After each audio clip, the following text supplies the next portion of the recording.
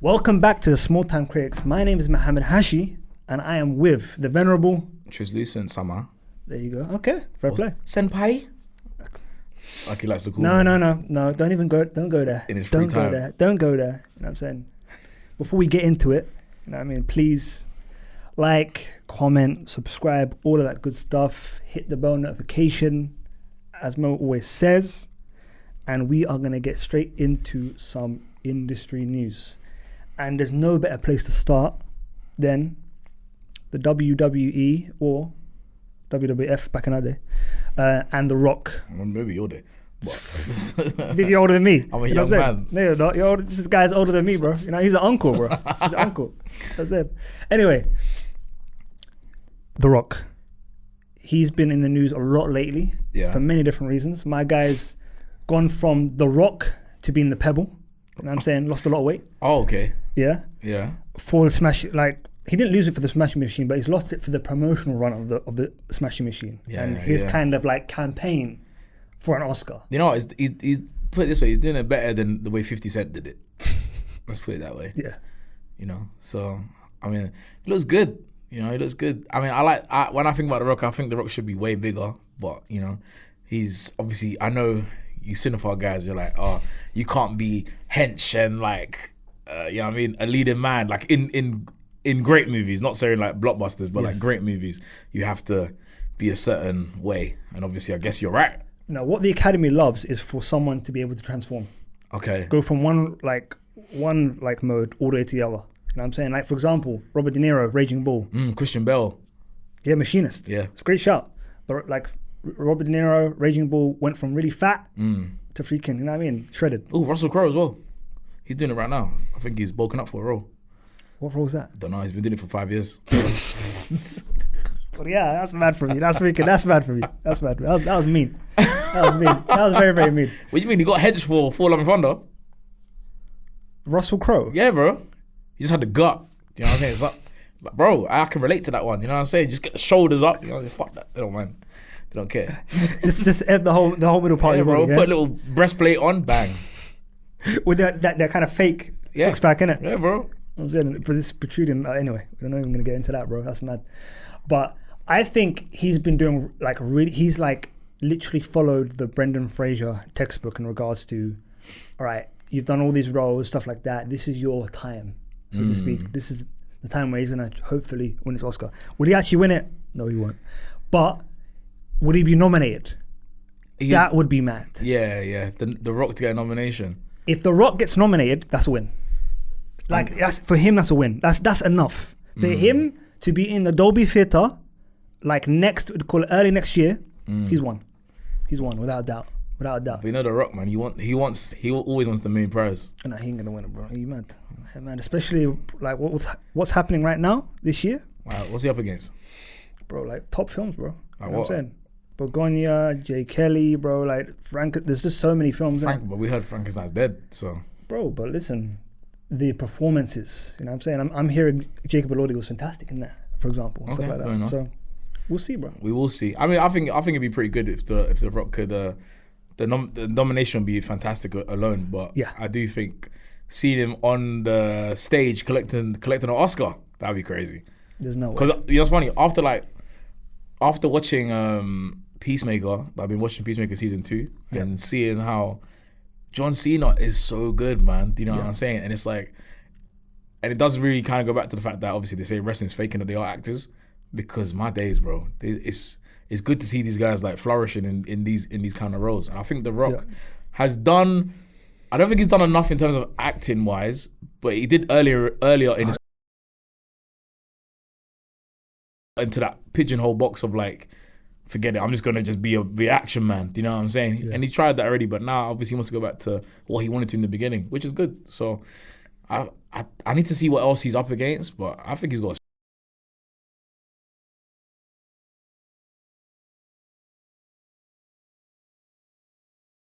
Acting, like capital A acting, then we're gonna be cooking, bro. But he's saying he's gonna start doing more kind of like dramatic roles, but then you hear like Jumanji freezing production, they're halfway done with the freaking live action Moana. He's gonna get back to the slop. So Slop makes bank, bro. Exactly. You know what I'm saying? Shout out to tequila brand. Oh, maybe not. But Nah, let's not do that. Let's not do that. Let's not do that. His brand. His brand, you know. All right. We're gonna get into the God of War casting. Okay, cool. Yeah. Have you seen the people that they've suggested for it? I've seen it, brother. I'm not happy with anyone that's been kind of floated so far. What are your thoughts? First of all, Christopher Judge, love you so much, bro, but you ain't it. You're not it. You're not it. I mean, I think I did. I do think the thing is, it's a weird one. I like Alan Richardson to play Kratos, because realistically, Kratos, in regards to like acting, you know what I'm saying, it's more of a physical role than it is a acting role. Do you know what I'm saying? I disagree. I don't think so, bro. Because that's secondary, definitely for me. They're adapting it from the most recent titles of God Ragnarok. of War. Well, Ragnarok. What is it called? Ragnarok. Whatever the first one. God of War. Was it called God of War Ragnarok? Not the first one, no. No, not the first one. The most recent one, yeah. The most recent one. I think so. That's the most recent one is the second one. What the hell was the one before it? I think it was just called God of War. I believe so. Yeah. Valhalla or something. I don't remember. Anyways, it's on some sort of Norse kind of mythology, innit? Yeah. They're adapting those ones. And realistically, bro, he doesn't have many. Well, he's got a lot of lines, but not many. I don't think you need much. I think you need more the physicality. That's what I think, anyway. But I like Richardson. I like what's the guy that was supposed to play what's the DC version of Deadpool called? I forgot his name. The DC version of Deadpool. Yeah. It's not Deadshot. Deadshot is Idris Elba's character, isn't it? Or was that flipping Will Smith's character? I don't remember. Joe McKinnon. No, something Magnolia. Something Maniolia. Oh, Sofia Vergara's ex, Joe Manganiello. That guy. Manganiello. Yeah. Manganiello, yeah. I like him. That could work, but I already know who it's got to be. Triple H. That's who it's got to be. Nah. It's got to be John Bernthal. John Bernthal? Yeah, bro. Yeah, bro. You seen him in Odyssey, bro. You know what I mean? With my haircut. You know what I'm saying? Yeah. And the beard. Come on, bro. I mean, I see it, but... Good actor, bro. Can really emote, do a lot of his eyes. I mean, you know what I'm saying? That's all you need with Kratos. He can, but I mean, I watched the trailer for Odyssey already, bro. And he goes into that Boston accent. Like, it's supposed to be like, it's some Greek thing. You know what I'm saying? He just starts dropping the Boston bars. I was it's not Boston. I think it's more New York, bro. Whatever it is, but I was like, damn, Upper East Side. This guy can't let it go. So I don't know about that. But I think, bro, Triple H is what looks like Kratos to me. Triple H, nah, bro. He's a bit older. Nah, he can't do it. Bro, do you know who else was floating around, bro? Flipping, what's my man that played Santa Claus in that Red movie? What's his name again? David Harbour. No, not David Harbour. No. So in the Red movie? Yeah. J.K. Simmons. Yeah, J.K. Simmons. They were talking about J.K. Simmons. I was like, this guy like 90, bro. You know? Hey, bro, what is it with you ageism, bro? What do you mean? He's too old for it, bro. He's old, but he's not that old. Nah, he's old. But he's too old for a role. I do agree. You need someone that's like in their 50s. Yeah, bro. He's on us in their 50s, but yeah. I don't know what direction they're gonna go. I mean, it's Amazon, isn't it, doing it? So yeah. Even his son, like, we don't care. Yeah. Like, for me, I couldn't care. It's all about anyone Kratos. can play Trace. I don't really give a damn. Yeah. Kratos is the one, bro. If you get Kratos wrong, you've absolutely messed up, bro. But the thing is, and we've seen this before in many of our castings, a casting we're not too sure on, but when it gets delivered, bro, the full package, you're like, you know what? I see it.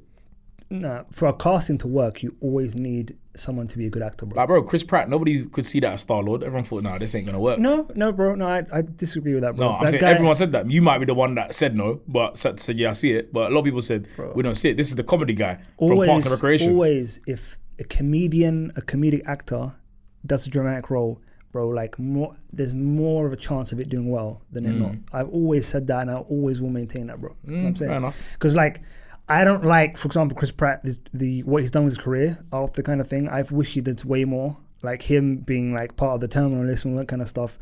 As good as my brother says it is, and I'm saying, again, it's not stuff that will move the needle, bro. I wanted him to do way more stuff, bro. Way more stuff. Like him doing like Passengers, all that kind of stuff. Like, Jurassic World.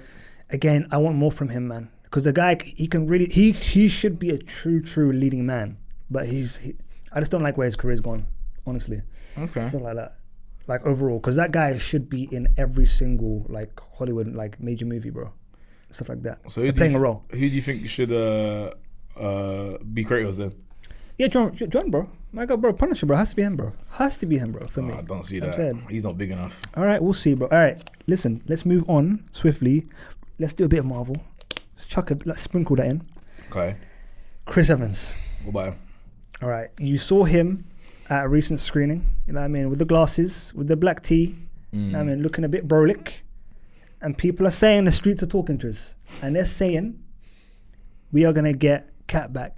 What do you say? Do you think that is Cap? I think in the great words of Thanos, it's inevitable.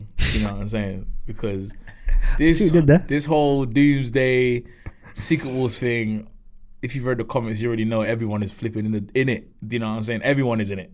So all the speculation about is this person going to be in it? Is this person going to be in it? Dude, if Chris Evans will come back to do Johnny Storm for literally 20 minutes of Deadpool and Wolverine, he'll come back for Doomsday and Secret Wars. I think it's, you know what I mean? I think it's, even if he is not in Doomsday, he will be in Secret Wars. Do you know what I'm saying? And I think from what we already know about this being Kevin's last 2 years as this is on his contract at Marvel. He said many times that he wants to look after Lucasfilm many times. Yeah, he's more of a Star Wars guy than a Marvel Comics guy, which is mad. Yeah. So you know what I'm saying. So realistically, I see it as like, and we already know that Doomsday and Secret Wars is going to be the kind of closing of the chapter in the kind of rebirth of the new whatever it's going to go into. Yep. Do you know what I'm saying? So I think we're going to have everybody. I think we're going to have everyone, because I don't know if you've seen the pictures of like Halle Berry holding up one of the X-Men comics, all these kind of, like, it's going to have everyone in there. Yeah. That all that chair stuff was just to, you know what I mean, be like, oh my God, look how many people were in it. There's like 40, not 40 A-listers, but Tom Holland was Tom Holland in it? Nah, he wasn't on there. But if you think Tom Holland's not going to be in it, come on, nah, he's into the damn thing. If anything, he's going to be leading the next movie. Do you know what I'm saying? Yeah. Secret Wars. So I think Chris Evans is more than in it. More than in it, you know what I'm saying? And like, I mean, me and you in Central a lot, bro. You always hearing whispers that someone's here now, you know what I'm saying? Like, the fact that I've seen Pedro Pascal at 4 different screenings, you know what I'm saying? Yeah. I'm like, what, you coming to support these many people? He walked past us at freaking Ballerina. There you go, bro. You know what I'm saying? He's at everything. So he's at everything. Yeah. Everyone is here. Everyone is filming at Pinewood. Yes. You know what I'm saying? Shout out Pinewood. Shout out. You know what I'm saying? That's a personal joke. You won't get it. That's a personal joke between me and Triz. You won't get it, but they will. But yeah,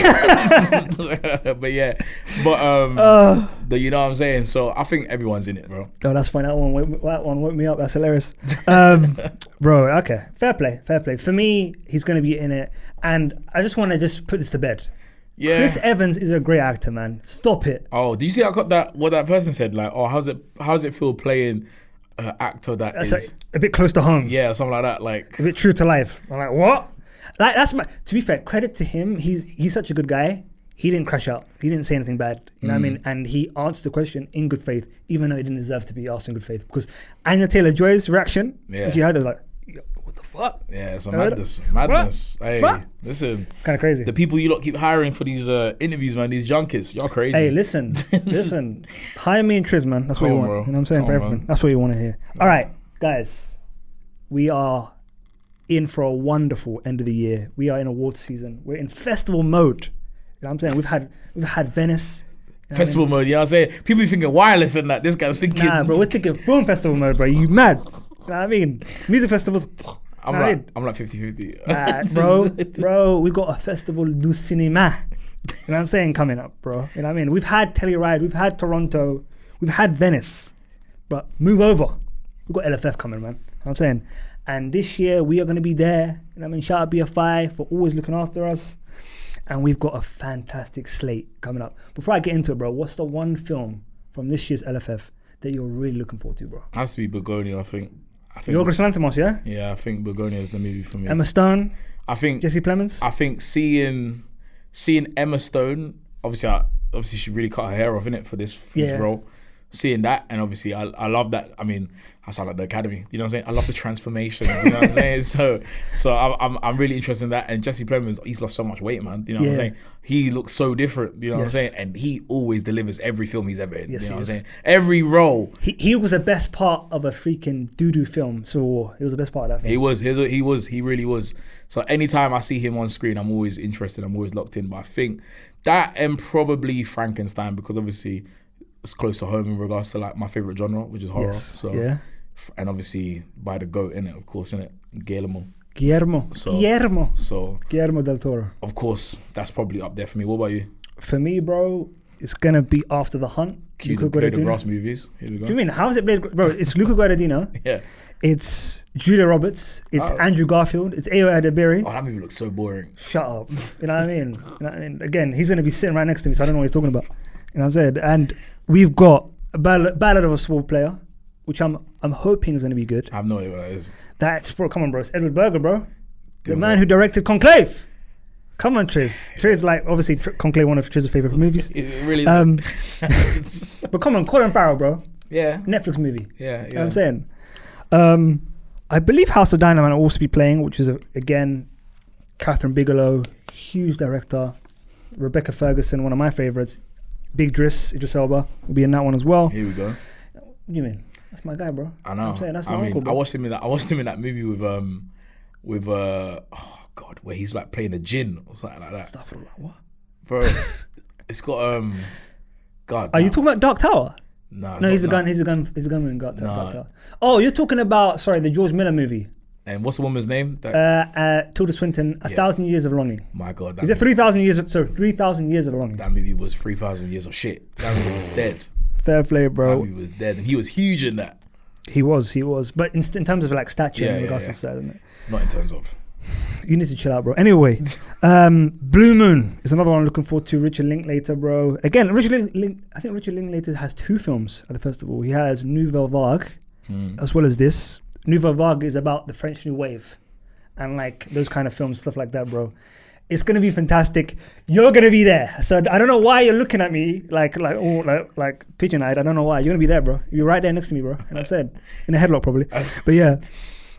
We have Rental Family, which we're really looking forward to. That movie looks really good. That movie does look really good. Rental, like we're definitely looking forward to. Brendan Fraser. Yeah. I think that's gonna be the next big film after his Academy win. Say Academy win? Yeah, he won the Academy Award for The Whale. So I'm really looking forward to that, bro. You know what I'm saying? Again, we'll be going to Japan. We'll be transported to Japan before we actually do go to Japan, I can't wait, man. I can't wait to actually go to Japan. Jay Kelly, bro. George Clooney. Yeah. Noah Baumbach. About Hollywood. About an aging star. Yeah. Very, very kind of like an autobiography kind of type of film for our boy George. So I'm looking forward to that. Hamnet is a bit of a tearjerker, you know what I'm saying, in regards to, it's a film about Shakespeare, about him falling in love, bro, you know what I'm saying. What do you mean? Oh, hey, bro, that sounds amazing. I can't wait. I mean, again, that's going to be a bit of trauma for you, mate. Anyway, swiftly moving on, you know what I'm saying, bro, we've got Giant, a biopic about Prince Nassim Hamed, you know, with Amir Al-Masri, who's been on the pod, did an interview with us at like another film festival, MIF, which was fantastic last year. So looking forward to that, man. Again, we've got a fantastic year. There's going to be a documentary this year about Megalopolis. They're making Megalopolis. Oh, so that's going to be in there, yeah? That's going to be in there as well. So we've got some fantastic films, and I'm really looking forward to it, man. I can't wait. We'll be doing red carpets. We'll be there. Cinema! Can't wait, bro. Inshallah. Can't wait. All right, brother. Before we get into reviews, I want to know what you've been watching recently, bro. Give me a bit of a taste of what you've been watching. What's Triz been watching recently? 2 things. Peacemaker season 2, obviously. Oof. Like the boy James Gunn, bro. The boy James Gunn. The guy he can write well. He can make quality series or film. You know what I mean? He's great, man. And just I'm really enjoying that. Really, really, really enjoying that. And again, obviously shout out John Cena as well. And according to you, John Cena's going to be at MCM Comic Con, so yes, fingers crossed, man. You know what I'm saying? We're going to see him, bro. Hopefully get to see that guy. You know what I'm saying? I don't know if we will be able to see him. I don't know. But that, and I've been watching White Lotus. Hey, yes, Yeah. 10 years late, but 10 years late, yeah. Thank you, bro. You know what I mean? I was only like beating the drum for that for like 3 months straight at the time, but yeah. Who only watches it now? Typical So I've just got season 3. I'm on like episode I think 4 or 5. Yeah. Really enjoying that as well. Again, was I right? Hot take, season 2 is the best season. This guy's crazy. Season 2 is the best season. Hot take. It's Hot crazy. take. Hot take. It's the one I enjoyed the most, man. I really enjoyed season 2 the most. Yeah. Season 1 was really good. You know what I'm saying? Yeah. At least you can say you've actually formed your own opinion. You're so like you watched it like so out of the actual time. Yeah, like I'm out of the loop of all the, you know what I mean? Oh, like this is, I'm like, nah, you lot do that. You're on episode 3 of the new season, right? No, I think 5. I think I'm on now. Oh, yeah. One of my favorite episodes. I think I'm on episode 5 now. I think I just started yesterday, about 10 off. Oh, all right, bro. Once you finish the episode, you'll be like, yo. Yeah. You know what I mean? I want you to save the anime picks for a bit later on. You know what I'm saying? Cool. Yeah? After the main reviews. Yourself? Myself, brother, I watched Blood Diamond recently. I was telling you about it, bro. What a movie, bro. I know. What a movie, bro. Digimon Honsu. Do you know what? You just reminded me. Yep. You just reminded me. Now, they've been talking about, rest in peace, Chadwick Boseman, who should play the Black Panther. And bro, Digimon Honsu, bro. Digimon Honsu. Bro, this is a headline from you, yeah? Bro, Digimon Honsu. Breaking news. Bro, that could be the Black Panther. You're saying Black Panther should be Digimon Honsu? Bro, I'm telling you right now, bro. Because aesthetically, 1, yes. 2, I feel like in Hollywood, he's probably... Obviously, we've heard many kind of actors have their own interpretation of what an African kind of accent, whether it be West or whatever, East African kind of... My brother actually has one. You know, he actually has one, bro. And has had one since he started this thing. Do you know what I'm saying? Okay. But again, obviously, I guess the age could be a thing because... I doubt he would be. I mean, I say I doubt, but obviously you know how Marvel is, bro. When you're locking in for 10 years. Do you know what I'm saying? Probably at minimum. But listen, but Black don't crack in it. Like I think the guy he's close to probably 50 more than 30 right now. But at the same time, he could do like big roles up until like he's 70s. But I don't really have an issue with that. My main issue with that kind of casting, which is I'm not like mad at it, yeah, but he's a character actor, bro. You know what I'm saying? I know you are saying that. I know, and I do. He's not a leading man. You say he's not a leading man, but why is he not a leading man? Because he has every capability to be a leading man. And I think Blood Diamond. Now that you just watched that, refresh your mind about it. I think you can tell. Okay, I did tell you actually when I was watching that. Like, there's many scenes where he's blowing Leo out of the water. In some scenes, there was actual scenes where he's like, "Whoa, this guy's going toe to toe with an Academy Award winner." So that was incredible to see, but. I just feel like similar to kind of like Brad Pitt, where I think Brad Pitt late in his career is working for him, but Brad Pitt is a character actor in a leading man's body. I mean, that's a hot take, boy.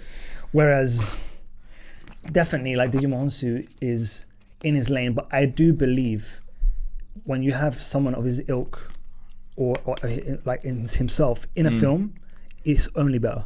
Like even like Rebel Moon, as much as we laugh at it, as much as we take the mick out of it. I don't laugh at that. You know what I'm saying? Oh hell. Zach. Chill out. Oh, you're part of the cult. I forgot.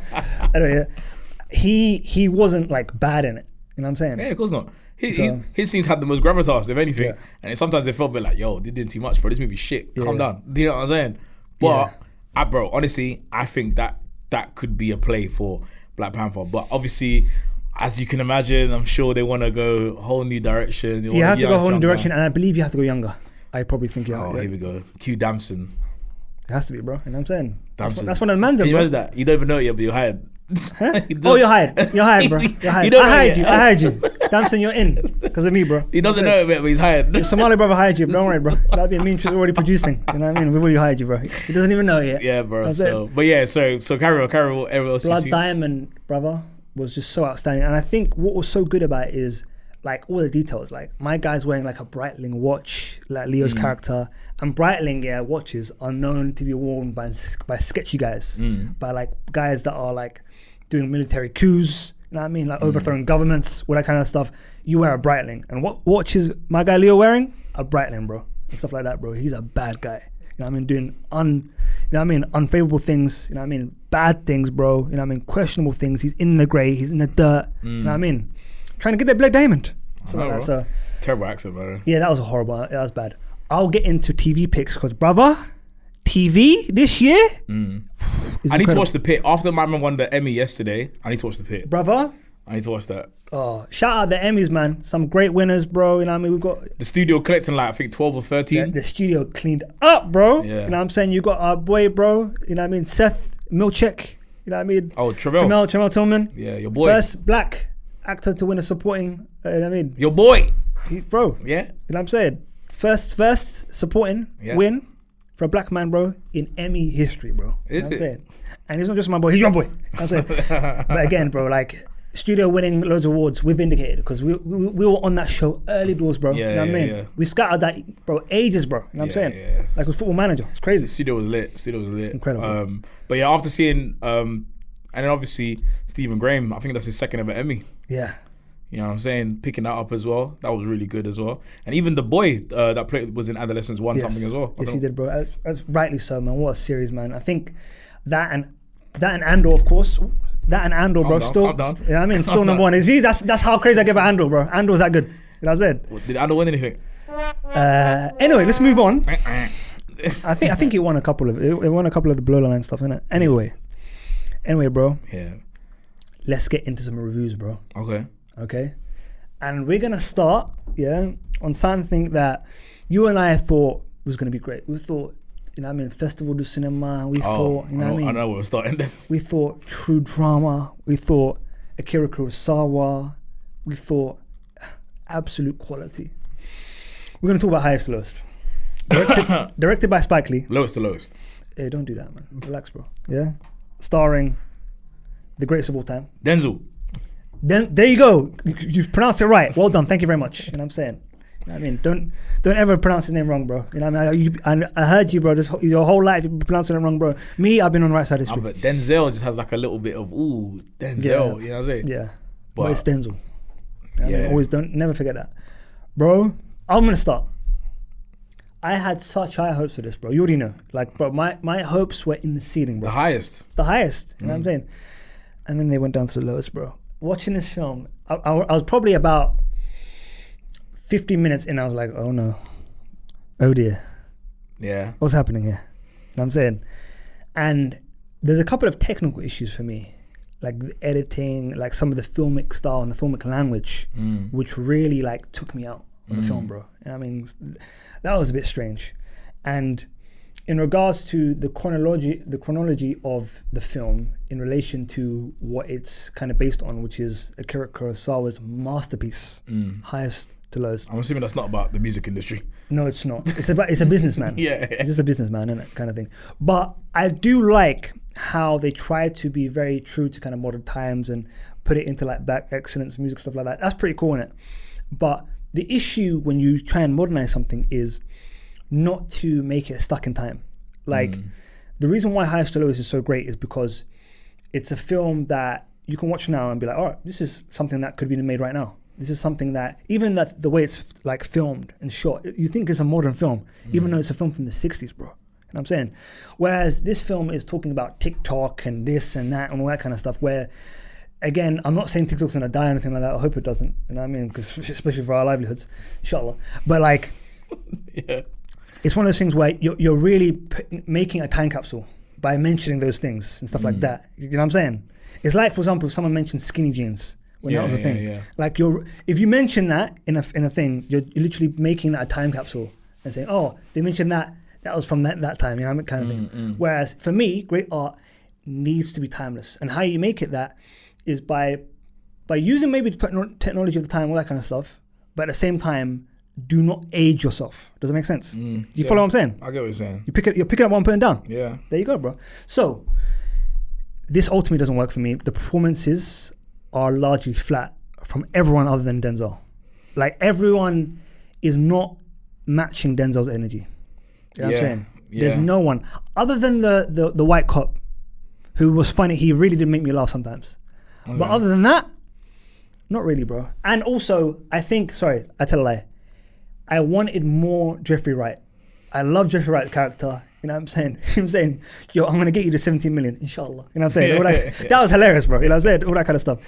Him, you know what I mean? Him doing a couple of like sujoos, bro. You know what I mean? When his son's been kidnapped in that. You know when his son was saved, bro, you know what I mean? Him going, Allah. You know, I loved it, bro. You know what I'm saying? Very, very true to like someone who was like became like who reverted like Nation of Islam, that kind of thing, bro. Like, which is probably like in regards to kind of way he kind of reverted and stuff like that, which is very, very kind of accurate to kind of a lot of kind of like Muslims like from the Bronx in the kind of like, let's say 70s to, you know what I mean, to like early 80s kind of thing, which was probably aging kind of Jeffrey Wright's character Paul. But bro, this film didn't have the sauce, man. This film did not have the sauce, bro. You know what I'm saying? Damn. Very boring at times. But yeah, bro, that's me. What about you, bro? I'm gonna ask, was there a scene yet where in the film the logo of the music label flashed across the screen? Yeah. Bro, I thought, raw, am I watching some bootleg or something? So it's not even that, bro. Like this is what I'm saying, where again, like some of the formal kind of filmmaking kind of like attributes that were used in the film, like in regards to kind of film language and stuff like that, and editing, all that kind of stuff. It wasn't. It's not continuity. Is not the word I'm looking for, but stuff wasn't matching, bro. I was there. I was just really disappointed, man. And I think it's kind of, you know, like holds up kind of a mirror, and it's not a good thing, but like to many kind of directors that are maybe at a later stage of age trying to produce something that is for current times. Do you know what I'm saying? Yeah. And when I say for current times, I don't mean like, oh yeah, making a monster movie or making an action movie. Like for example, I'm trying to think what Michael Bay's last movie was. That was the one that had Jake Gyllenhaal in it and Yahya. Oh yeah, Abdul Mateen. Great movie, Ambulance, bro. I loved it. Yeah, for example, let's say like Spike Lee could make 10 of those in his sleep. Do you know what I'm saying? Because you're not. But when you're trying to, like you just said, trying to incorporate things of the current times, TikTok and all this, even the language that's being used just sounds cancel culture. Just sounds weird. TikTok, do you know what I'm saying? Social media. Yeah. It just sounds so. It sounds so off. And listen, ASAP Rocky brother, bro, God, that was poor. That was poor, bro. And I said it to you. I think I texted you yesterday. And I was like, bro, man, like Denzel did Spike a big favor, bro, by jumping on this one. I mean, these have been doing movies for a long, long time together. Yeah. But bro, he did him a massive favor by jumping on this one because, bro, this is not Spike's best work. This with any other lead, bro, would have just like went through the Twitter. And sorry to cut you off. Yeah. But you remember when we was talking about like, bro, like why's there not like no events for high school? I was gonna say, yeah, bro. Yeah. After watching that shit, you know why there was none, bro. You know there was none, bro. But bro, all the budget probably went on a few cameos, if I'm being honest, bro, because you had Auntie Ramos in there. Rosie Perez. You had Rosie Perez. You had Nick Tortora on the train. He was on the train, but I mean that's not expensive. But you know what I'm saying. But there was a weird one where he was like, he faces the camera directly and says, "Fuck Boston" or something like that. Yeah. And I was like, what the fuck? What is this, bro? But that's Spike though. That's Spike though. Bro, you know what I'm saying? It just wasn't working for me, bro. That wasn't working for me at all. That's like us saying F-Spurs, you know. But it didn't work for me, bro. Yeah. It wasn't. But to be fair, like Spike Lee films, there's a lot of kind of breaking the fourth wall. That happens a lot. You know what I mean? Well, and even like the dolly shot, like the cop explaining kind of like the drop and all that kind of stuff, like the lead cop explaining it on the balcony and him moving towards the camera. That's typical Spike stuff. We didn't know that. It didn't work, innit? It didn't work. And then what else do I not like about this film? I don't know. There was a lot that I didn't like. I mean, the editing. I said it to you, like there was like some weird kind of color grading like stuff going on, bro. Like when they were walking through the train station, like it was filmed like because it was like on this kind of film grain, right? Yeah. Then it would change to like a brighter contrasting color. I was like, what the fuck is going on? My kind of comfort that was, it kind of felt like it was going from digital to film. Yeah, and I was like, is this the same dude that made Black Klansman, bro? That's one of my favorite movies, bro, by the way. Great movie, bro. Bro, that's one of my favorite movies ever. Great movie. And I was like, what the hell am I watching right now? Great movie. I was so disappointed in this, so disappointed. And like, obviously, because I haven't seen the Akira Kurosawa movie, so I haven't seen what it's kind of in reference to, innit? So I'm taking it on this merit, innit, right? Brother, and like, boy, I just want to say one thing. If there's anything you take away from this session today, Highest to Lowest is a masterpiece, bro. You watch that, you'd be like, boy, that's got tension, that's got freaking everything you want, bro, from a film. Everything you want from a film, that film has it, bro. I think this film was just more disappointing. Then, like, obviously, it wasn't a good movie. Like, the acting was awful. Do you know what I'm saying? The acting was awful. I do have to say Denzel was great, though. No, not when I'm talking about Denzel Washington, he was perfectly fine. He was perfectly fine. But even the problem for me was everyone that was surrounding him, the cast surrounding him, like the wife. like your son's just been kidnapped. You've just found out your son's been kidnapped. No, not my son. Like, it was so stiff, bro. It was just wooden performances, and the only time that she reacted was when the son was found, and she's like, "Oh, my baby," like all this kind of stuff. And I was like, "It's so weird, bro. If you find out your son's been kidnapped, bro, you're gonna be losing your flipping mind, bro." Yeah. And even him, with his character, it makes sense for him to be the cool head. Do you know what I'm saying? Yeah. The pillar. Yeah. She, and it just didn't make sense for me, man. I was very, very disappointed, man. Very, very disappointed. I think for me, my favorite scene was the quasi kind of rap battle in the studio. That was awful for me. For me, I enjoyed that, innit? I enjoyed that. And then him saying, you know what I mean? Like, I got a 4-pounder sitting right here, don't do anything. That's hilarious, bro. Doing the Nas lines, you know what I mean? Mo probably loved it. And what was up with that music video at the end? Again, like, bro, like, I thought if it makes sense, if my guy, if David King said, you know what, we're going to do a music video, we're going to, like, make, like, money off all that kind of stuff. But then, at the same time, him saying, I don't want to make any money off you, and considering what you've kind of like done to my family, blah, blah, blah. I get it. But bro, just the whole ending was just confusing. And then the film had like loads of like quasi like different endings. I thought it ended like 3 times. Yeah, bro. But my that's actually very true. My favorite bit has to be my girl. Forgot her name. She got a banger out though. Not Ice Spice.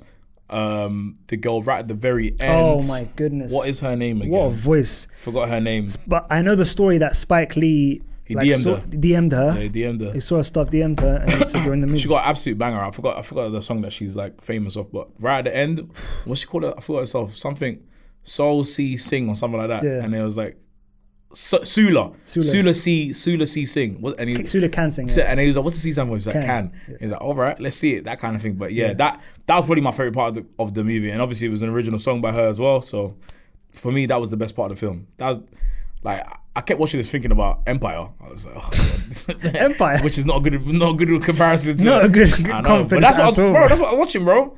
Like, bro, you know what I'm saying? I was waiting for Lucius Lyon to walk through, bro. Now, that would have been a cameo.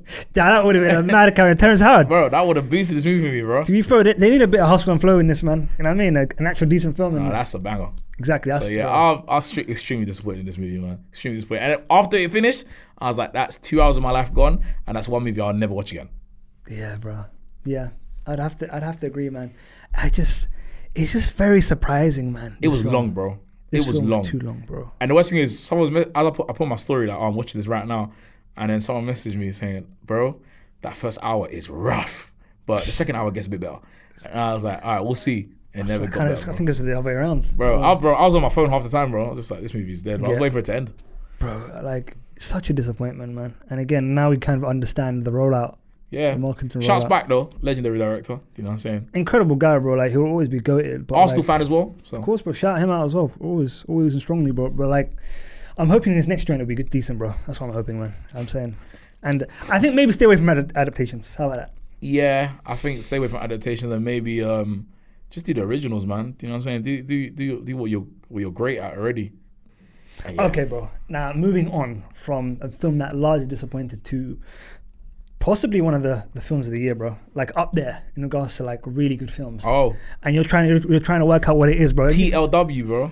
TLW for sure. The Long Walk, directed by Francis Lawrence, who's directed many great films. One of my favorites, bro. One of my freaking, bro. I feel my whole dear Constantine.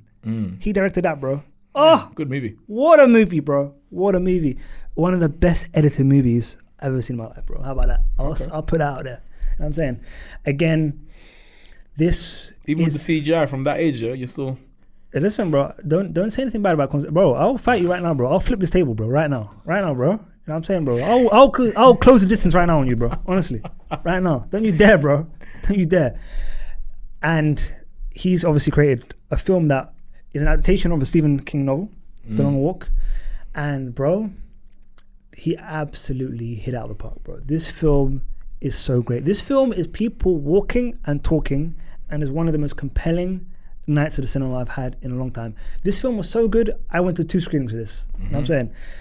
I've got so many good things to say about this, bro. But before I get into it, bro, you let me know what you're thinking and what you're feeling about this film, bro.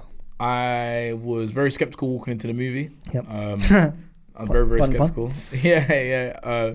But because obviously there's been some great Stephen King adaptations and there's been some honestly terrible ones. Terrible ones, bro. To be fair, one of the most terrible ones has to be The Mist, not the movie, the series. Okay. Yeah, which was so dead. Yep. But I finished it. And Where are you with Doctor Sleep? I finished that. That wasn't great either. Did you watch the director's cut? No. Okay, director's cut is a bit better. Okay, cool. Yep. With man like Obi-Wan. Yeah. Yeah. Ewan McGregor. Yes. Hilarious. Yeah. This movie, man. Listen, David Johnson, bro. Like David Johnson. I honestly feel like the battle between, and I know this is a battle that no one's talking about, but I'm talking about it. Him and Damson. Hey. Listen. I want to see those are my two brothers, man. I want to see them two together in a movie, bro. Oof. Because I don't feel like it's happening. Like I don't feel like they're being pitted against each other. No, not at all. But I want to see David Johnson in more stuff because this guy is incredible, man. And it's like when the film was kind of like starting, I was thinking like, oh, because obviously I saw him in a lot of the trailers. Yeah. I thought maybe it's not really going to be too much about him. Yeah. But that guy is literally the glue between all of the characters that we have on the front line whilst the walk is going on. And he's just great, man. He's great. Accent's great. Like just the way he delivers his lines, the way, and he's got such a kind of way that he reacts with his face. You know what I'm saying? That you can see the kind of drama, like or he says things without even having to say it, basically. Yeah. And because obviously the guy, I forgot the main character's name. Cooper Hoffman. Yeah. I don't think he was that great. I'm gonna be honest. You don't think he's great? I thought he was good. I think he was good, but I don't think he was that great. Yeah. I think the issue is David Johnson was so good you're thinking he was bad. But also, bro, he was good. But David Johnson was just that better. Bro. Yeah, he was nuts, bro. And then my man from Karate Kids, Ben Wang, star bro, boy. That New York accent was hilarious, bro. So funny, bro. Star so boy. Good. And I was telling you, bro, from Karate Kid Legends, obviously not a great film, but his performance, bro, is so good. And I told you, bro, that's one to watch. Yeah, no, it definitely, he definitely is, bro. He's definitely going to be the future. Yeah. Still, he was amazing. And then tell us about the brother that was DMing you. My man. What's his name again? Is it Tut? I don't know how to pronounce it. It's T-U-T. Is it Tut or Tut? I want to shout out my boy properly. What's his name again? It's Tut Nayut. Tut Nayut is what I believe that's the right pronunciation. I apologize, my brother. Tut Nayut. But yo, him. Bro. I've never seen him in anything. I checked out his IMDb. From Baton Rouge, Louisiana. Do you know what I'm saying, bro? I love his accent, by the way. British man as well. Yep. Bro, that's another young star, bro. That's another young star that deserves to be in way more movies because, I mean, I don't know if we're going to go into spoilers or anything like that, bro. But there's a scene, do you know what I'm saying? One of my favorite scenes in the movie. Are we talking about the same scene? The with the nosebleed, yeah? Yeah. Bro, that guy, that's another star, bro. That's another star. Honestly, overall, this is probably up there. This is probably going to be in my top 5 for the year. Most definitely. And I love it. I'm not mad at that at all. And obviously Mark Hamill, do you know what I'm saying? Hilarious in this movie. Yeah. Do you know what I'm saying? Yeah! Do you know what I'm saying? He's like, fuck you, Captain, or whatever. He's like, that's right, boy. That's right. That's the spirit. Yeah. He was hilarious, bro. Yeah. But overall, man, fantastic time. Bro, let's get into the plotting. For me, bro, it's what I love about the book and what I loved about the movie is it's such a simple premise, bro. And this is what we need to get back to. You know what I'm saying? Because we're talking about this at Jaws. We need to go back to a time where we have simple stories told really well, bro. Show, don't tell. You know what I mean? Make me feel something, bro, when I go into the cinema, yeah? This film is very simple, bro. You know what I mean? You got to walk. You cannot stop walking, bro. You cannot go under 3 miles an hour. You know what I'm saying? And you cannot stop for love nor money. You know what I mean? You can't even stop to do number 1 or number 2, as I said in my review. That's crazy, isn't it? Which is mad, bro. And the drama that is pulled out from this film simply from people walking and talking is outstanding, bro. You know what I'm saying? There's many complex ideas about the world and our times and stuff like that. And bro, like this film, some of like the thematics of the film, like go into stuff that's happening right now, bro, today in our times, bro. You know what I mean? What is America, bro? You know what I mean? The great America lie, bro. You know what I mean? What is history? A lie agreed upon. All that kind of stuff, bro, is all mixed up in this film, bro. You know what I'm saying? And all spoken about in one way or another, bro. And again, characters talking about their reasons for being part of the long walk. You know what I'm saying? Is it money? Is it to like do something for their family? Is it like, you know what I mean? Like David Johnson's characters, like to do something good. Yeah. You know what I mean? With his wish and with the money, stuff like that.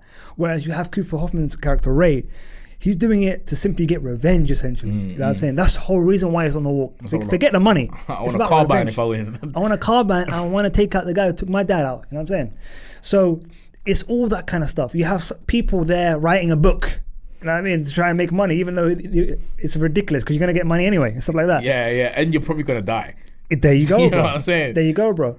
And then you have characters who have been picked but then have issues and stuff like that, who have been broken by the system that they are walking, you know what I mean, the reason why they're there. You have Charlie Plummer's character, number 5, who's obviously got some kind of mental illness, bro. You know what I'm saying? He's like bipolar kind of. Exactly, and stuff like that. And he's there, he's literally to blame for someone, you know what I mean, dying in the film and stuff like that, bro, not taking responsibility or accountability. You have like a Native character, a Native American kind of character and stuff like that. And again, it's so great to see the interplay between which I love, by the way. I love there was a moment with his character that I loved because obviously my guy, the main guy, saying about I want to get to the city so I can see my mum, and he was saying like I've got no one to see. I'm not even in my state. You know what I'm saying? That kind of thing. You know, which speaks volumes. You know what I'm saying? On why he's doing the walk. Do you know what I'm saying? For what reason? And even, I mean, this is going into a spoiler. Let's get into it, bro. But like the character that's the son of the major. Yes. Why was he walking? He said he was walking so he can essentially be accepted by his dad because he was like a quote unquote bastard. Yeah, because he said he's got men. He was like, there's loads of us. There's loads of us, kind of thing. And I thought in the first screen I went to, when he said that, and then it cuts to Mark Hamill as a major, people started laughing because Mark Hamill was just standing there like, yeah, I did that. Or the great scene was when they were walking, they were fucking knackered, and it flashed like a scene of on the billboard saying, "Next time, take a taxi." Yeah, you laughed at that one. I was like, that is funny, bro. That is funny. I don't think people in the cinema got it though. Yeah, unfortunately, they didn't. Civilians, you know what I'm saying? they weren't getting the queue, bro. But bro, the train line was hilarious. Yeah, bro. Honest, bro. Oh, was it train? Yeah, it was train. Yeah. But I can't lie. That's storytelling because the fact that I could watch a movie about people walking for like 4 or 5 days, by the way. Yes. At a certain pace. And that's all the movie's really about. Yes. And I was watching one of Johnson's interviews, and I think someone asked him like, how long was you actually walking for every day? And he said probably about 8. We did probably about 8 miles a day. Ain't a joke, you know.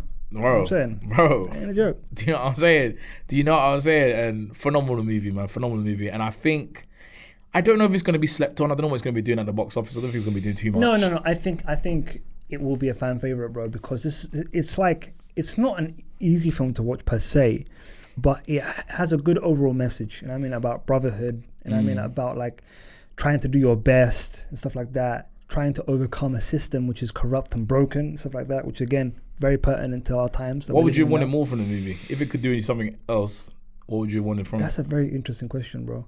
I would have. For me, I think the prevailing thing for me is maybe to have more external forces trying to stop the long walk would have been interesting to have. It would have been different to the actual book. People trying to like maybe sabotage the game. I like stuff that. like that.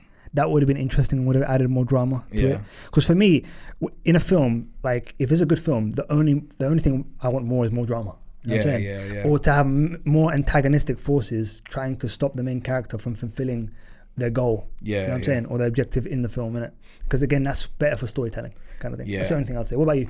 I think probably echo the same thing because I think they did it subtly. Like things like when his shoes kind of ripped and he had to start walking in his socks and just keep walking. That was kind of thing. I think the fact that you got to go toilet, you know what I mean, is dramatic enough. You know what I'm saying? In the fact that you can't stop walking. But yeah, some like, and I always did feel like there was gonna be a moment of that, like when there was like a family watching and they were like, "Oh, stop watching us, get out of it," all that kind of stuff, things like that. And then it would have been cool to see like you just said, people talking on the sidelines about someone saying like, you guys can't do this. You know what I'm saying? Just stop now. You guys are done. You're dead. You know what I'm saying? So things like that to just kind of keep pounding home the same sentiment that they have to keep going, that kind of stuff. But besides that, I think honestly, bro, it's you know what I mean, as the saying goes, no notes, bro, no notes. It's funny. I think my one other thing, and I was kind of telling my brother this, and this is more kind of like as to add more levity and more kind of comedic thing, is to have someone following the long walk. Following it, but following it only for gambling purposes. Yeah, that would be good. You know what I mean, that would have been funny. Like him taking bets, stuff like that, and him trying to like literally cheer on the person that he wants to win, all that kind of stuff. I think the character that was writing the book was a good idea, but it would have been good to have maybe like if you didn't have him as the last five. Have him as the last five. And then pass on the thing before he dies. Yeah. Finish my book. Yeah. Do you know what I'm saying? That would have been sick. That would have been sick. Something like that, just to give it a little bit more. But as it was completely fine. Yeah. Probably one of the best times I had at the cinema this year. Yeah. And again, I think one of my favorite scenes is when David Johnson's character, Pete, was telling Ray, Cooper Hoffman's character, about like they were getting tired and all that kind of stuff, and he was just saying, we just need to get to the next moment. Yes. We need to keep him like walking. We need to remember why we're doing this. Yeah. One of the best scenes in the movie, bro. You know what I'm saying? I think, second to our boy Arthur Baker, you know what I'm saying, who Toot's character, his death scene. Him. Man. That one was like, it was a tough one, bro. Toot New York, bro. Bro, that was a great scene, bro. I can get to swear that, but bro, that scene where it's like, it's my nose bleeding. Yeah. Yeah. And he says it once. Yeah. He comes back again, and kind of when he stumbles into everybody, he says, my nose bleeding. And he says like a very short story about, I think he said his uncle. Yeah. Put His ice grandfather would put ice on my forehead. No, on his nose. On his nose. To stop the bleeding kind of thing. And he kind of gets into that. And then obviously he's having a hemorrhage, like a brain hemorrhage, because obviously he's literally gone past exhaustion. Yeah. Do you know what I'm saying? And it's like, these are just, you gotta keep going, that kind of thing, right? He's like, no. And he's like, no, I'm done. It's like, I'm done, guys. I'm done, that kind of thing. And he's like, but one thing is, I'm gonna do it, but don't look. Do you know what I'm saying? Like the proper soldier's way out, that kind of thing. Yeah. But it was phenomenal, bro. Yeah. Bro. And such a young cast, bro. Such a young cast to deliver the way it delivered. I'm not saying they're young, like they're not kids. No. Do you know what I'm saying? Yeah. But they are. I mean, in regards to acting. Yeah. You know what I mean?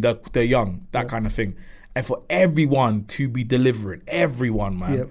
Like I know you when it started, you said this was the scene you didn't like the most, the beginning scene. The beginning scene, because I thought it was a bit hokey at the start, like again a bit cheesy, stuff like that. And again, it was very true to kind of like the times it was written. You know what I'm saying? Yeah. In regards to just some of the kind of dialogue. Yeah. And it stayed very true to that. Whereas I wanted them to kind of like level that up a bit. The reason why I liked it is because I thought there was going to be like a lot of build up to this film. Like, okay, cool. We're preparing for the walk. We know it was none of that, bro. The movie starts. You have the little introduction. On the walk, off you go. It never needs that, because even the book was the same. You don't need like a lot of like set up for the thing. And again, a great utilization of exposition, bro. Yeah, is simply on the car ride. Yeah, on the radio. You hear everything you need to know, bro. You understand the world, all that kind of stuff, bro. And then she turns up for the perfect time. You know what I mean? When it's before it gets too much. You know what I'm saying? Yeah. So that was great. Brother, Judy Greer, great actress to being in this, bro. You know what I'm saying? Again, 2 scenes, but she was great in both her scenes. Yeah, she was really good. She's really good, man. Honestly, man. All right. It's a movie that I hope a lot of people go out and watch it. Oh, please, man. Please. Like, don't walk but run. How about that? You know what I mean? That's a bit cheesy line, but yeah. But bro, I think the last thing I want to say, and it goes into performances, is these actors all played the moment of trying to do the best for each other, to try and save each other. But then that kind of like moment where they're trying to save like their friend, but then realize, okay, they're literally gone. We need to let them go, and they need to like die. Otherwise, we're not going to survive. Yeah. That kind of like split-second moment was always acted so well, and it was perfectly done in Arthur Baker's that kind of death scene. I mean, Nayut's kind of death scene, where they were like, no, keep on walking. He's like, no. And that moment when you can literally see Cooper Hoffman and David Johnson's character like both like, we have to let him go. Yeah. And it kind of like it kills them, bro. And wonderfully shot, where it's literally like you see Arthur's character kind of go disappear into the distance. You just see him literally put his arm around. Don't worry, man. You know what I mean? We'll go keep on going, stuff like that. And they're both visibly like, that was the one definitely that literally ruined both of them, bro. You know what I'm saying? They were quiet for a long stretch before the end, before they got to the sea. Yeah. No, honestly, what a movie, bro. I can understand why you watched it twice. Oh, it was so good. But like the first time watching it, I was like, immediately when I finished it, I was like, I need to watch this again. Yeah. That's how I feel right now. There you go, bro. We didn't rate High Slows, by the way. Oh. Let's not, bro. We don't want to violate, but we'll definitely rate this one, bro. We'll definitely rate this one. For me, bro, easy, bro. Easy. Like for me, on the first watch, it was an 8. bro, I'm happy to say this is an 8.5, bro. I agree. Oh, bro, because the thing is, like, I'll be rewatching this. Inshallah, I want to rewatch this with my kids. Stuff like that, bro. Great, wonderful lessons in this film, bro. Yeah. You know what I'm saying? What about you? I think I'm pretty much the same. 8.5. I think 8.5. I think anyway, it could have gone to a 9. Is if again we had a bit more dramatic scenes kind of happening in there. But I think overall as a story that's being told, overall as the way it's shot, overall like the acting, it's an easy 8.5, easily. Easy. I think after about 40 minutes in, I was like, oh, this is one of my favorite movies of the year. Straight, bro. You know what I'm saying? So for me to say that 40 minutes into a movie, and I've still got, at least another hour left, I'm more than happy to say that's an 8.5 movie. What a glowing endorsement of the film, bro. All right, brother. Let's get into our next review. But actually, before we do that, bro, tell me about the animes you've been watching, bro. I know you're a big anime guy, bro. You know what I'm saying? We're going to talk about an anime movie now in a bit. But tell me about the animes, bro. I know you're the anime guy, bro. Give the people some recommendations, bro. Stuff they need to be watching. I have to go to my phone. I don't remember the names of them, bro. It's some mad names, right? You know what I'm saying? I'm pretty sure it's some questionable names, am I right? I'm not even watching nothing crazy right now like that. Let me see. I'll tell you exactly. But while you pull it up, let me talk about the TV. Go for it. I talked about the Blood Diamond that I rewatched recently. But bro, we are in a wonderful time for TV, bro. We have been at the start of the year. You know what I mean? It was a bit of a lull in the middle of the year. You know what I'm saying? I think we both agree with that. But bro, we got Peacemaker, bro. You know what I'm saying? And I'm not gonna lie to you, guys. I'm very, very lucky, very, very fortunate to get a lot of screeners. You know what I mean? Being in the business that we're in. And I've got screeners, you know what I mean, for Peacemaker and a couple of other stuff like Task on HBO and Now TV, which is a fantastic show. Mark Ruffalo, right? Huh? Mark Ruffalo, yeah, you know what I mean? That. Outstanding actor, you know what I mean? He's great. As soon as I knew he was in it, I was like, bet. Obviously, creator of Mayor of Easttown, like wrote, and is the showrunner of the show. Can't speak any highly of that. Definitely make sure you're watching that, and we will definitely be doing a review of that. But yeah, man, and again, Slow Horses is coming back, and I've started that. I'm due to start, don't worry, man. Yeah, listen, you need to catch up, bro. That's a great show, guys. Can't wait, That's man. a great show. 2026, I'm starting. So, looking forward to that, man. Looking forward to that. TV towards the end of the year is really picking up, and I cannot wait for what these shows will be and how they will end, innit? But yeah, Triz, tell us some of those animes, my bro. The reason why I have to go to my phone because I can't pronounce any of these things. So the anime that I'm watching the most right now is called Gaikachakuta. I think that's how you pronounce it. Okay. What's it about? Basically, it's about let me just read the fucking thing. Read the synopsis. So I can say it properly. You know what I'm saying?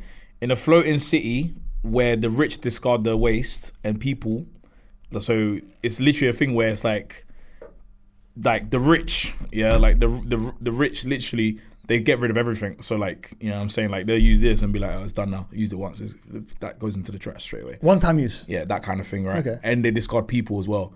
Oh, you steal. All right, cool. And they have like a massive kind of like pit in the middle of the ground that they just dump, you know what I'm saying, people and crap into. It's just a plot to Elysium. yeah, kind of similar, to be fair. Yeah. So literally about that, and it's literally about the main character called Rudo, who is like a child born out of the trash, never had all these kind of things, and is basically being framed for a crime that he didn't commit, and then has been dumped into this kind of this dark pit kind of thing. And then without spoiling anything, it's kind of like him finding out more about himself and the things and the abilities that he's been given, and more about what he actually is, and I guess his abilities. Okay, bro. You know what I'm saying, that he has. So that hashtag free Rudo, bro. Yeah, bro. So watching that, Kaiju number 8, of course, season 2. Of course, bro. Kaiju number 8, obviously, shout out my boy Kafka. Big boy, you know what I'm saying? You don't really get protagonists that are, especially Japanese stuff, that is an adult. Yeah, an adult, you know what I'm saying? Like normally this is like kids. More shonen stuff, 15 to 16 year olds. Kafka's like in his 30s, you get me?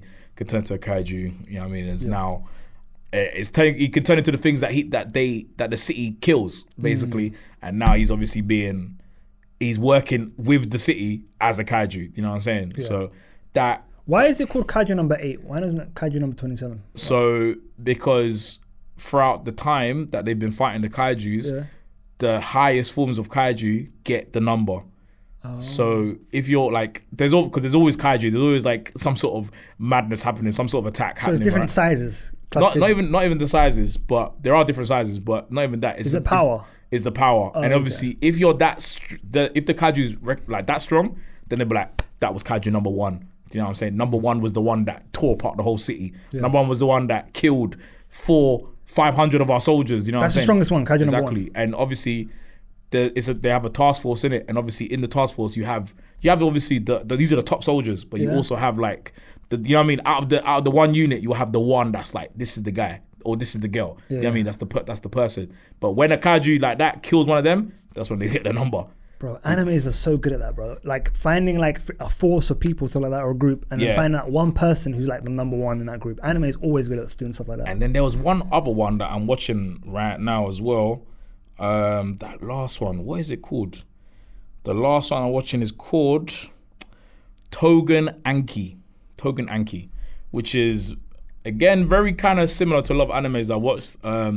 This is a character that's found out that he's half something called a Momotaru, which are people that basically hunt what he is, which he's basically a demon or half demon, half human kind of thing in it, yeah. And the Momotaru are people that like eradicate them in it. So obviously he's this kind of demon thing, right? But he's not a bad person. You know what I'm saying? And it's just basically them who basically the good guys, but the good guys are basically perceived as the bad people in this. Very similar to another anime I watched, which I do not know the name, but basically that is it's like basically Power Rangers. So basically it's about evil Power Rangers. Okay. Which is a great anime.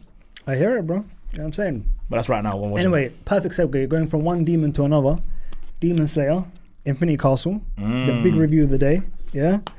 Big film. This film has done numbers. This film has done business. And we always knew that was going to happen. But yeah, bro, let's get into this 2 hour and 35-minute film.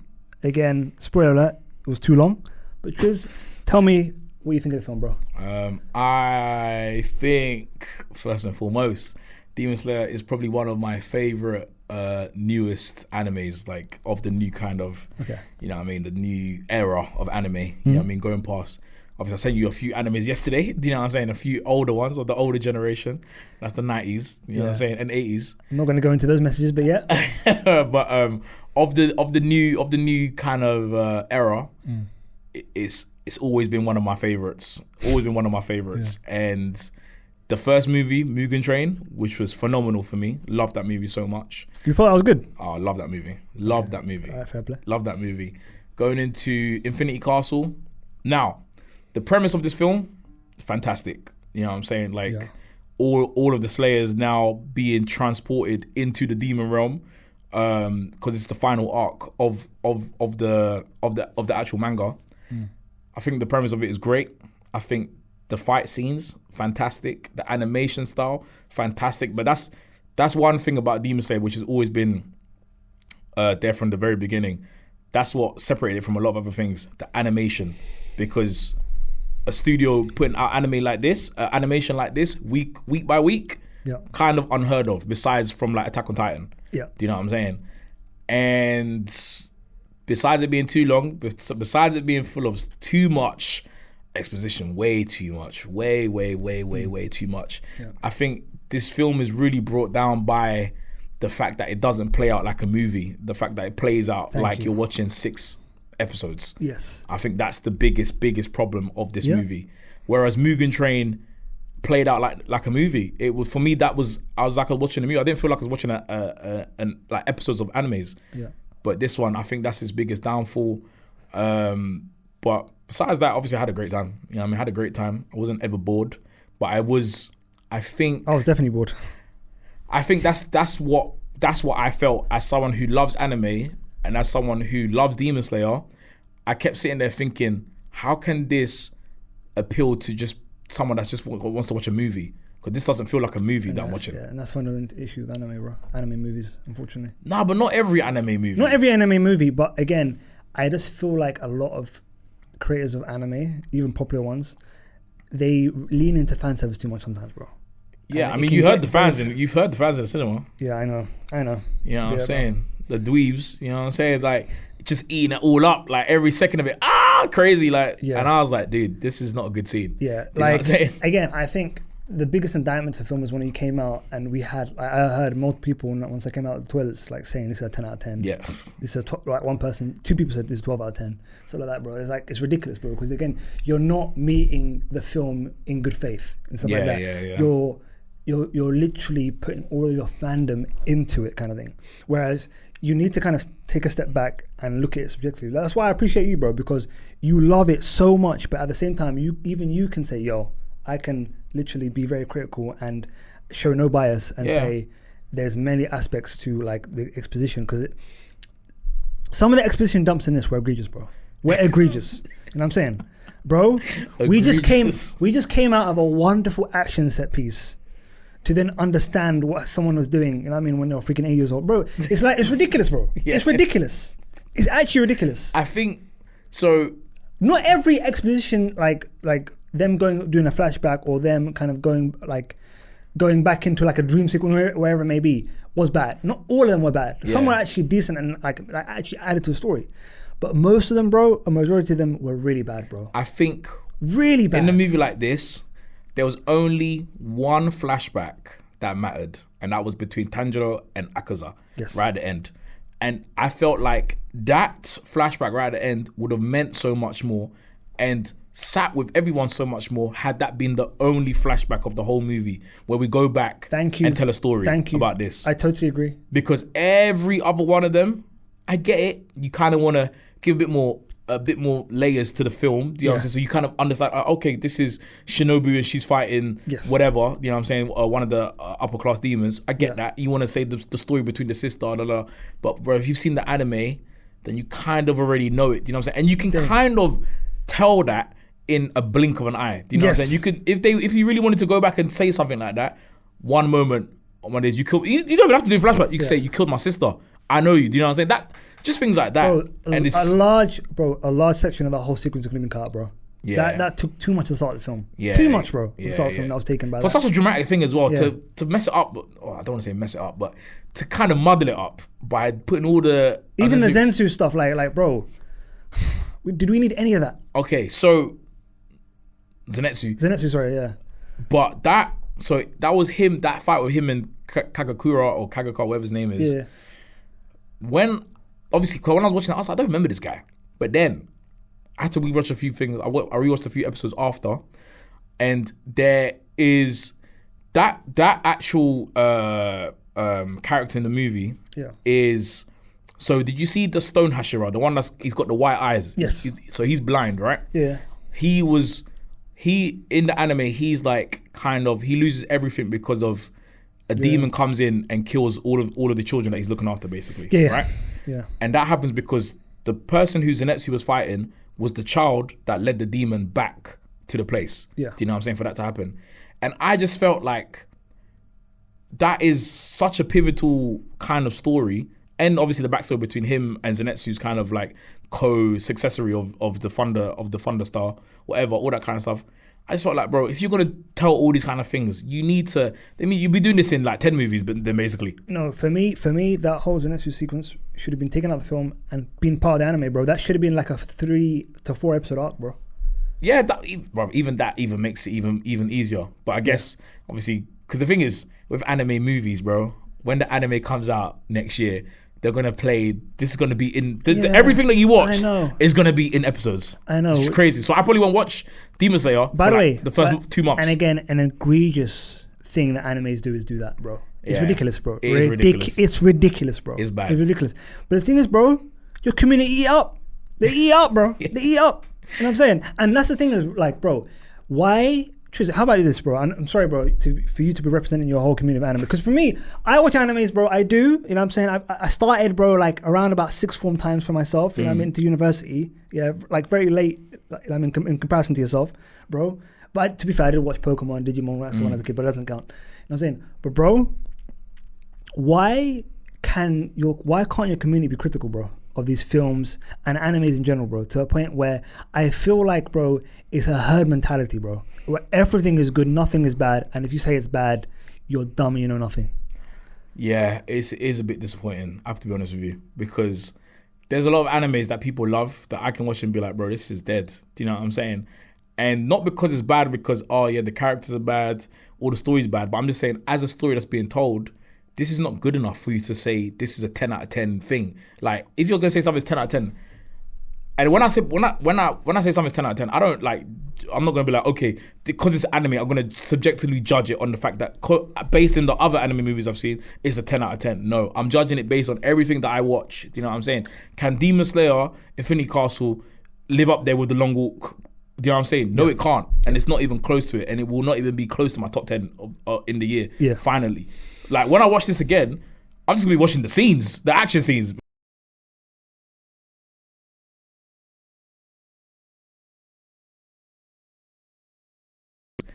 As a whole compelling story, it's not good.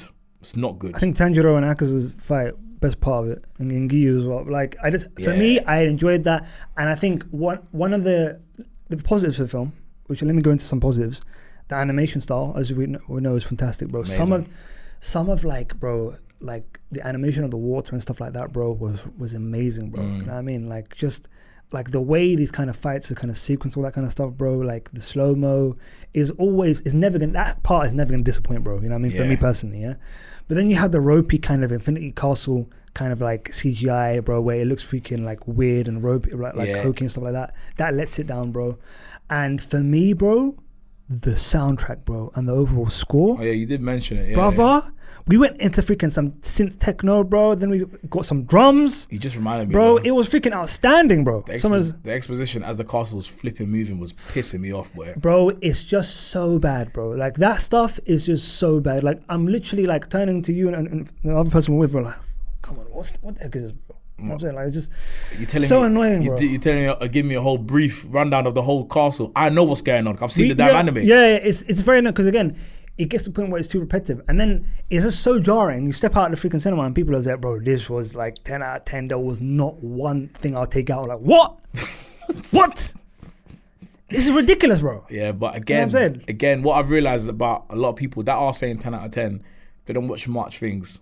Do you know what I'm saying? And when I say much things, I mean, like, and I used to be like this. There was a period of time early in my lifetime where I'd only watch genres I like. Do you know what I'm saying? Yeah. I like horrors. I only watch horrors. I like Marvel stuff. I only watch superhero crap. Do you know what I'm saying? I won't watch anything else. Whereas like, to be able to say something is a 10, you need to open your mind and make sure you've seen every different type of subject. You know what I'm saying? To have to if I'm being honest, bro, to be able to even warrant those kind of numbers. Do you know what I'm saying? Makes me so happy you're saying this. Yeah. You have to be. You can't just walk out of something and be like, yeah, that was a 10. Yeah. Because otherwise you'd be saying everything's a 10.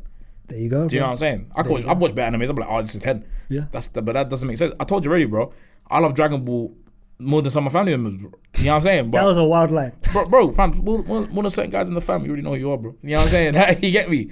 Fam, Dragon Ball, I love you more than it. But, bro, I can watch Dragon Ball Z, Dragon Ball Daima, and I can honestly say it's a piece of crap. Yeah. Do you know what I'm saying?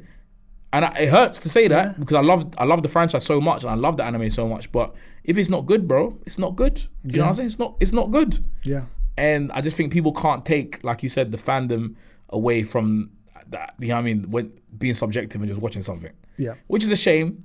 And obviously the movie's gonna do numbers, rightly so, because overall it's a good film, I guess. I wouldn't say that. I don't think so at all. I think it's disingenuous to say that because, bro, there's so many things that are like that ding it, like so many negatives in comparison. So did you like Mugen Train? Have you seen Mugen Train? I have seen Mugen Train. Again, for me, I like Mugen Train more than this. Yeah. I think, but again, like it was that film wasn't exactly non-repetitive. There was many aspects of that was repetitive. Yeah, because there's a lot of dream sequence and because the whole thing was based on like kind of being in a kind of dream kind of thing. And again, that freaking jarred me and annoyed me a lot because again, like I just feel like this, for example, like Infinity Castle could have been. I told you this. I think literally as we were walking out, could have been like an hour 45, hour 50. Yeah. And you could have kept it tight. You could have kept the whole sequence at the end. You know, like the whole kind of sequence at the end could have been kept in and would have added to it. And I think what it does is shows you that thing would have like there was no Rengoku had no chance, bro. Yeah, he had no chance. He had no chance, bro. Bless him, but he had no chance. He had no chance in this one. Shout my boy. You know what I'm saying? Shout my boy. So again, to have that adds to the anime. You see? Because then you understand. Like many people, like, bro, how could this happen? Yeah, You know what I mean? yeah. The great, you know what I'm saying?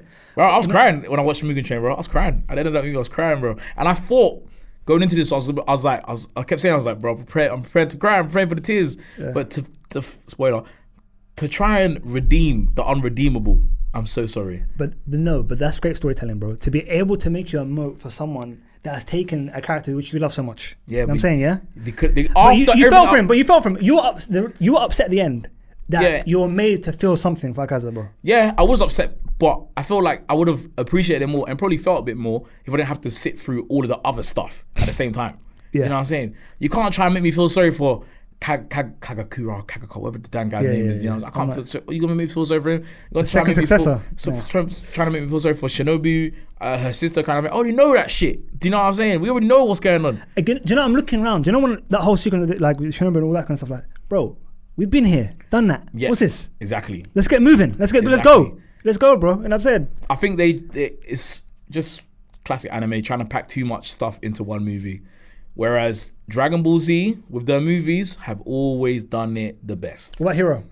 My Hero Academia. Yeah. Not really a big fan of My Hero Academia. But What about the movies? the movies are okay. The movies are pretty good. I really like the movies. Because they tell a complete And literally, bro, like this own isolated contained story. That's Thank you, it. bro. Thank you. That's it. And that's all it needs to be. Yeah. Do you know what I'm saying?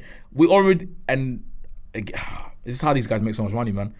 It's Oh no, because again, capitalism. You know what I'm saying? Literally, bro, it's a racket because this is essentially is Infinity Castle Part 1. yeah. We're gonna get Part 2. You Yeah. know what I mean? We're gonna get all this stuff, bro, and this thing essentially won't come out until 2029. So the actual the runtime they're saying is 2026, the next anime, Yep. which is still Infinity Castle, Yep. and then 2027 will be the movie. Yep.